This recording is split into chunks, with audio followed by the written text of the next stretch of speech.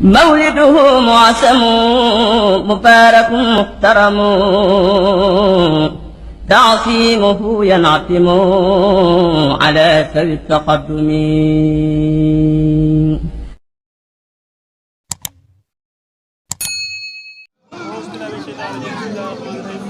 السلام عليكم ورحمة الله وبركاته.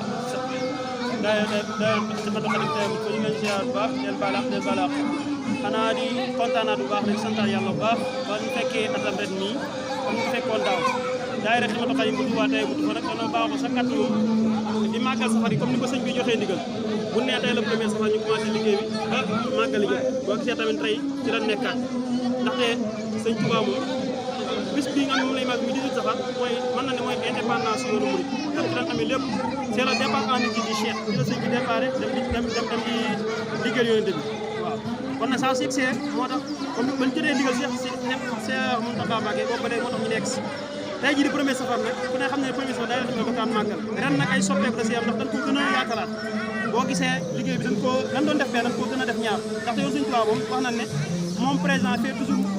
honte moo passé dañ ne tayam dina day gàncax la gëm ci lan nekk moo tax gis nga daaw ñu ko defoon premier safar ren tamit ñu ko defaat ñu gën a waral ndax ñu ngi ni bëgg ba ba léegi ñu ngi jàng alxuraan ñu jàng xasida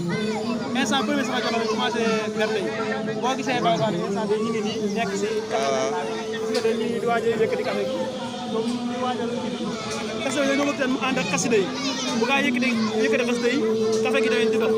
meew yeeg xéwal yi mag yëpp ñu ngi si biir xam ne daara ji bi mu ngi noonu xanaa ñu doxantu si biir rek mën naa woon li nga xam ne moo jot a